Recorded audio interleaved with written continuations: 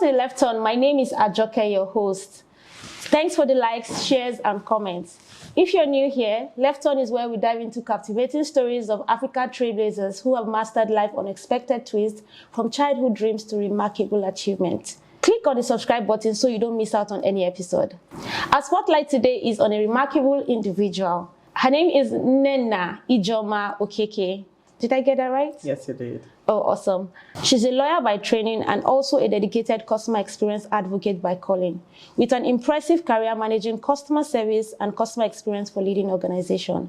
She holds an LLB from the Nnamdi Azikiwe University, BL from the Nigerian Law School, and an MBA from the University of South Wales. She is a distinguished speaker and a trainer on customer experience and services, having served as a judge at the prestigious Customer Experience Award and recognized as a top influencer in the field. She has been nominated by Ngati as one of the 33 women in customer experience to follow in 2022, and also the top 222 customer experience professionals in the world. She is a customer experience certified professional, currently leading the Customer Experience and Professional Association in Nigeria. She is a true luminary in the world of customer experience. Get ready to be inspired as we make a left turn. Welcome, Ijeoma. So thrilled to have you here. How are you doing today? I'm very good. Thank you for having me. Same here. We're so proud and happy that you were able to make out time to be here today. So we'll just dive into it quickly. So tell me about yourself, your childhood. What's your favorite memory about yourself growing up? I think my childhood has been made with me not fully understanding what I wanted to be. So I started secondary school thinking I wanted to be a doctor. But I realized I didn't want to be. I couldn't stand people in pain, and neither could I stand the sight of blood. So that had to change. And so I moved over to be an aeronautic engineer. Wow. I liked the sound of aeronautic engineer. You know, I felt it was very prestigious, something people would like. And so I wanted to be an aeronautic engineer until I realized I needed to do further maths. And at that point, I realized that wasn't going to work. So I moved on. And I think one thing I like justice for people. I like helping people. I like talking. So it was just natural for me to move over to law. So I left sciences and then I did a few art subjects so I could qualify to apply to study law. And so I started at Nnamdi Azikiwe University as a lawyer. Yeah. Finished at Nnamdi, went to a Nigerian law school, and I was ready to hit the courts. But hey, I got the shock. It wasn't what I thought law was going to be like. So a lot of adjournments, and it wasn't as fancy and as interesting as it was when you look at the movies. So at that point, for my NYSC, I was posted to a telecom company, one of the first telecom companies in Nigeria. And when I walked in there, I realized, oh, wow. I was asked to start in the contact center, and then I fell in love with that. For me, being in the contact center was taking a trip every single day to different states in Nigeria, as I talked to my customers and assist them. So it was quite fulfilling and I loved it. It was, for me, the first time I encountered contact center in Nigeria, both as an industry, you know, and as a practice. And I just realized that, you know what, when someone says that when you discover your calling, it's when you will do something that you don't mind being paid, you don't necessarily want to be paid for it. You just want to do it. Then you know that that's your calling. And I realized that's my calling. I looked forward to helping customers. I looked forward to ways to mitigate customer pain points, you know, make the experience better. And there's been no turning back since then.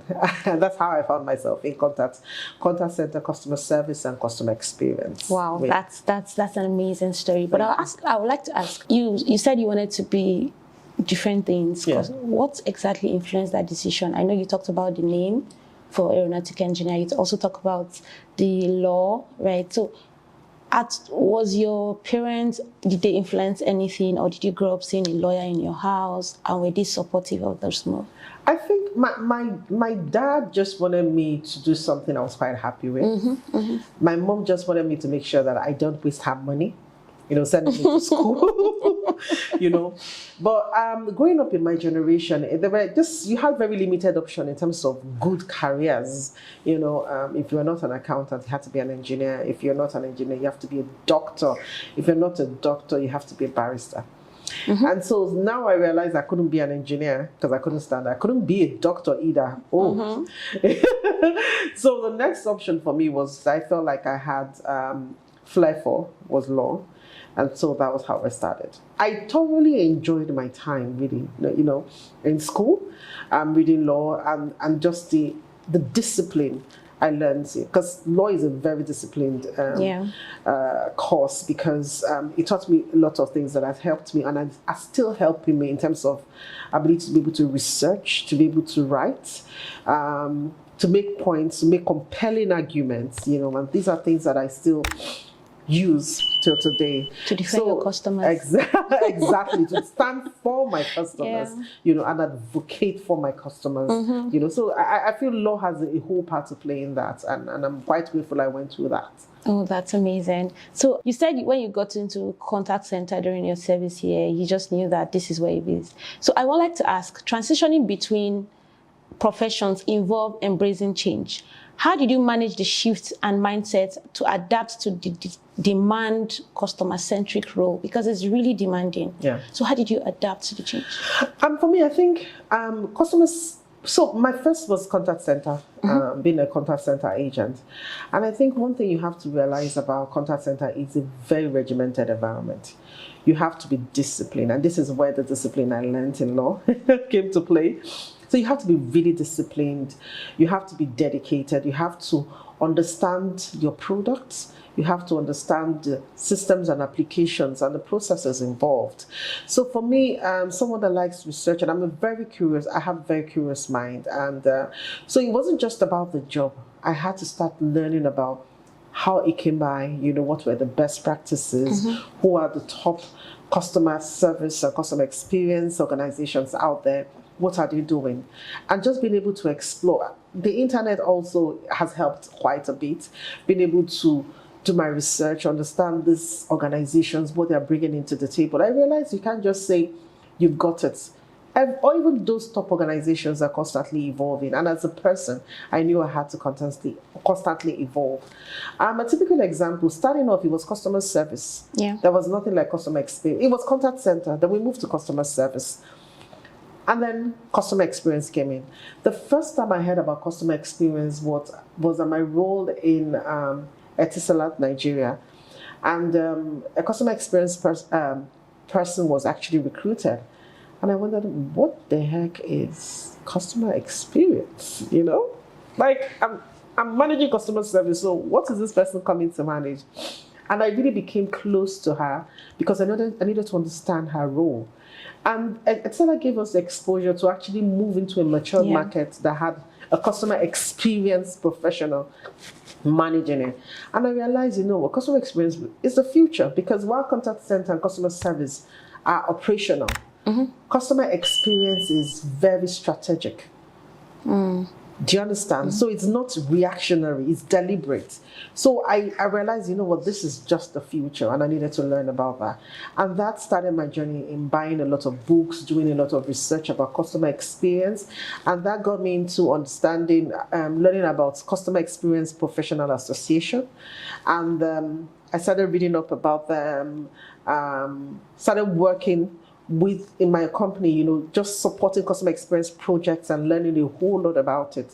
And that also gave me that kind of exposure, you know, that I needed. And with time and constant, you know, research, reading, participating, I was able to write the customer experience CCXP exam, which is Certified Customer Experience Professional. Yeah.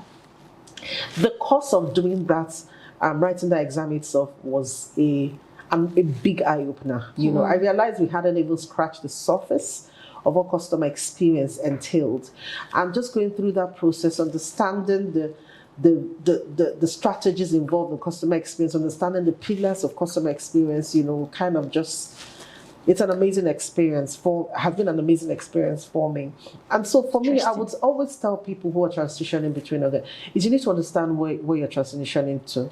You need to understand what it takes. And it's not just you're moving because others are moving to that role. You need to understand what that role entails. And then you need to do a bit of assessment. Do you have what it takes? If you don't, what will it take you to have what it takes? How do you upskill yourself? How do you understand better? And like that, you'll be able to get there, really. Yeah, that's amazing. That's interesting. So I'd like to know more on the difference between, I know you've already touched on customer experience, right? I'd like to know more about the difference. What is that significant difference between customer service, that's content center, and customer experience? And do you think there's a unique skill that you need to have? Or you can actually just transition from customer service to customer experience? Okay. So customer service and customer experience can be, I've been used interchangeably, but there's a difference between the two. So customer service, like I said earlier, is reactionary, more or less. Yeah. It's operational. But customer experience is strategic. So this is not about customer service. The customer engages with you. You ensure that you have all the channels for customers to engage with you. You ensure you provide good service, excellent service, consistent service, irrespective of the channel, irrespective of the person. But customer experience looks beyond your interaction with the customer, just via the contact center. Customer experience is more encompassing. It looks at the journey for the customer across, throughout the customer's life cycle. From the moment you hear about an organization to the moment you come back, your loyalty, and you come back, to make additional purchases. What kind of experience do you want your customers to have? How do you want them to hear about you? What's the experience when they engage with you? What's the experience when they make a purchase? What's the experience when they use the product?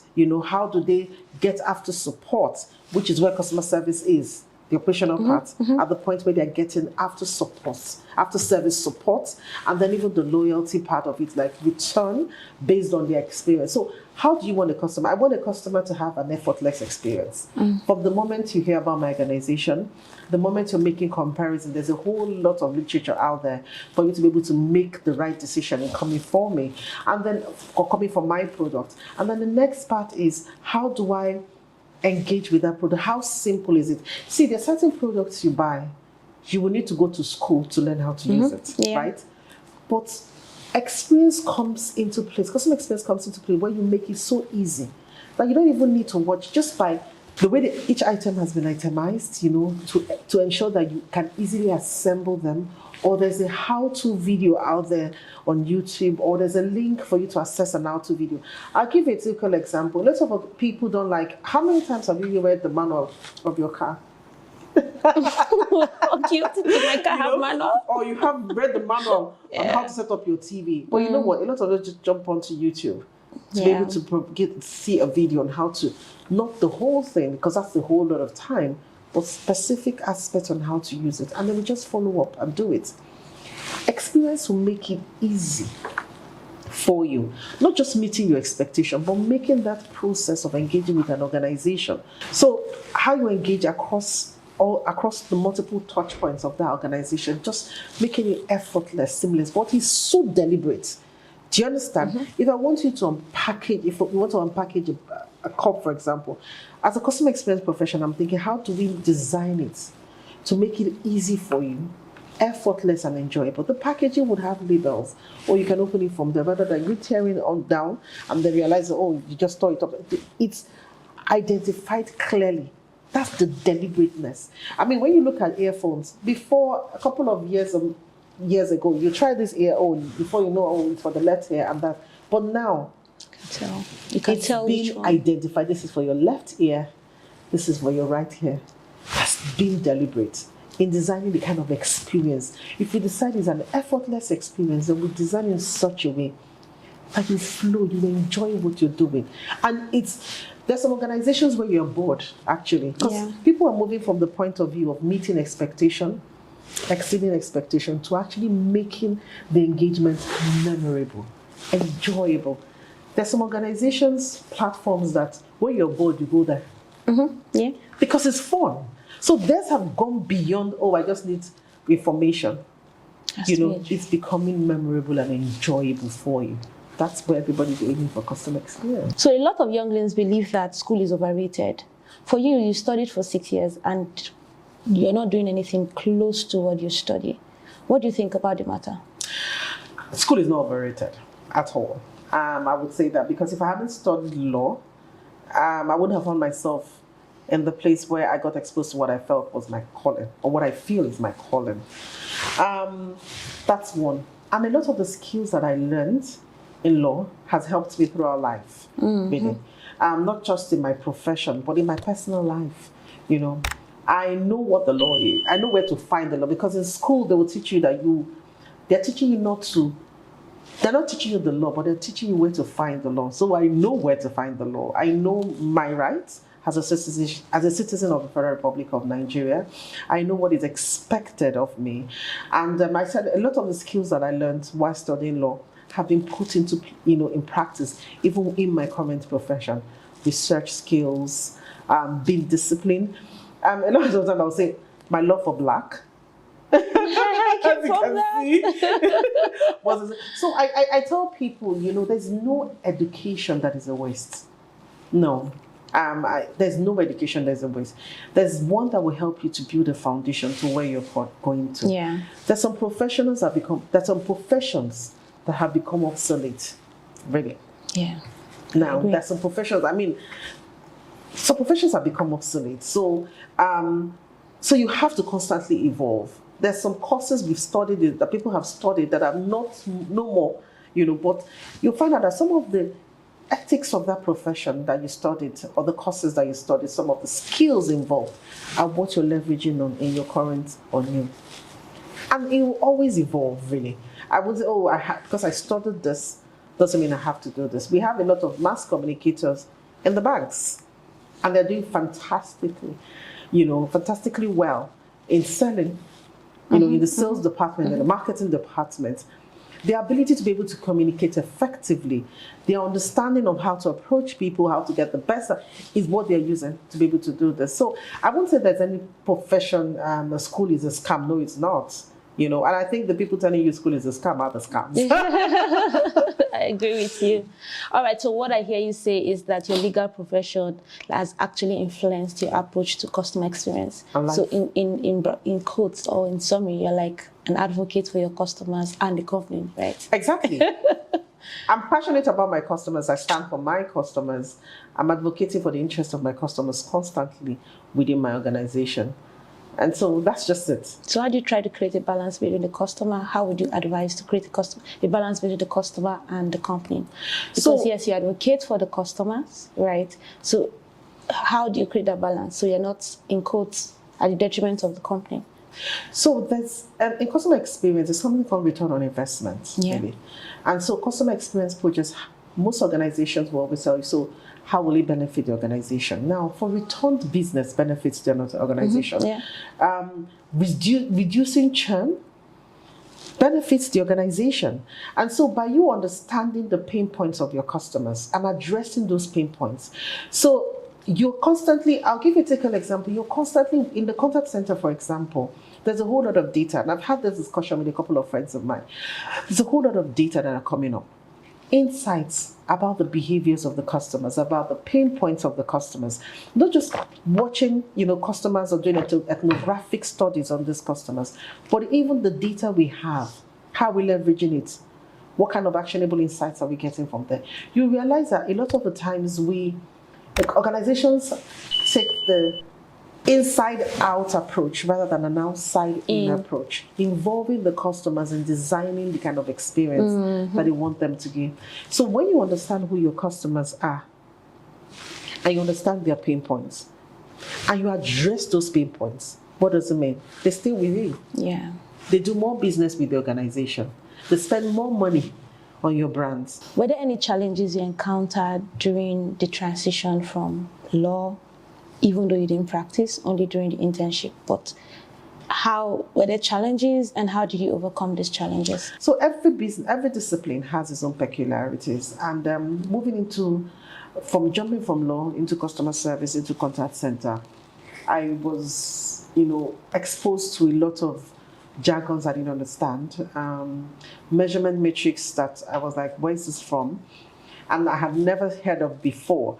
So having to sit back to understand this. And I think for me, the internet, played a lot of a major role in trying to, Google some of these things, understanding these industries, buying books around. I bought a lot of contact center books. Thank God for Amazon, Yeah. I ordered a lot of books on contact center books from Amazon, and then I started reading up on this, and just trying to understand what it was, understanding what those words means. I had the glossary I had the book where I write all kinds of words, contact center words, and their meaning, so I'll be able to converse, understand when certain conversations are being heard. So would you face challenges? Yes, but I wouldn't say they're challenges, they're opportunities for you to learn and expand your mind in that role. And that was what it was. It was an opportunity for me to learn, an opportunity for me to expand my mind. And I found out that by the time as I was reading, I was getting more curious. It was fascinating, and I could go back to work and understand, oh, that was what they meant by this, or this is what this means. And constantly just building myself in that role, helped. Thank you, IJ. Yes, I call her IJ. All right, how has failure apparently set you up for a later success? Do you have any favorite failure that you can say that this is actually something that changed my life? I wouldn't say I had a particular one. Rather, I would say the series of goals that were not met. I wouldn't say they were failures, but series of goals that were not met and opportunities for me to improve myself. Okay. So I remember there was starting up. I wanted to take up into a managerial role within customer service, and I went for an interview and I didn't do well. Initially I felt really bad about not doing well, but for me, I had to take it back, like, what were those questions that rattled me? What were those things I could have said? What were the areas I had no idea about? And I started reading about them. And for me, it was just in terms of contact center infrastructure and architecture, which was technical. And I am not a techie person. But that particular challenge helped me to engage more with our tech support team to understand how they manage our contact center from the background, from the back end.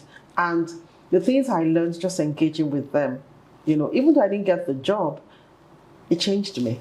Yeah. So there were a lot of things I took for granted. Like for me, contact center was at the point of, oh, this is when you want to pick a call, you pick a call, this is what you do, this is, these are the tools and applications, but how do you set up those tools for success? That was something I wasn't exposed to. That was something I didn't learn. But being able, not getting that role helped me to understand them better. And that helped me to get the next role that I got, and I was quite happy. Great. For that. What are some of the certifications would you advise someone wanting to go into customer experience that they need to take, right? From entry level, and is there anybody in Nigeria or outside the country, certifications they need to take, at least starting from your career? You are an OG in this field, so really like to hear what advice or certifications. So it depends on the role that you want to go through. For customer experience, first of all, I would advise you to join the Customer Experience Professional Association. I can't overemphasize the kind of development and growth that I've gotten as a member of Customer Experience Professional. It's an opportunity. It gives you an opportunity to be able to really be people who have done a lot in that field, in customer experience field. Opportunity for you to be able to ask questions, to learn a lot of resources around customer experience as a field and as a discipline. Constantly just being able to move with people who are veterans in this field, would help you as someone starting within this field. And the CCXP, like I said earlier, certified customer experience professional. Wow. I don't think for me it was just the exam itself, having that certification. It was the process, you know, of getting ready for that exam and doing all kinds of courses, you know, in readiness for that exams. The process itself is invaluable. I can't place, you know, a value to it, because just reading up, you know, you're exposed to a lot of things. There's some things I would read and I'm like, oh no, I want to practice this. You know, I go back to work the next day and I'm putting things in place, you know, just be able to practice what I've just read. And so for me, the CCXP exam is one of the top notch, if not the only in the world, you know, a group of, made up of a group of customer experience professionals who have set up a standard, you know, and by the time you go through it, hey, you will come back to say, wow. We have a local chapter of CXPA in Nigeria, which you can join from the CXPA website. And there's a local where there's constant knowledge sharing. Customer experience professionals within Nigeria having an opportunity to be able to talk, gain insights, share challenges that they're facing, and get someone who has actually gone through those challenges, help them out in it. So it's important you belong to an association. You know, I would advise it because it's worked for me. Belonging to an organization of like minds, you know, because you get sharper, you get invaluable insights, advice, recommendation, support while you're going through this journey, because it's a journey, not a destination, actually. Thank you so much. I'm going to be getting the links probably to share in the comment section, so people that want to join the association or know how to do, or we just post it up for them. All right, thank you so much. That was really valuable. So my last two questions. If you could go back and give your 18-year-old self an advice, what would that be? If I would go back and give my 18-year-old self, that's quite deep, you know. I would say never give up your dreams. Don't let people define you. Keep reaching. Never give up. If there's one thing you wish you had, maybe... If there's one thing I wished I had, I would in the internet, obviously. Information, right? Information. I don't know, ours were like, you wanted information, you go to the library, and it was limited the time you can spend in the library. And sometimes the books you want may not be available.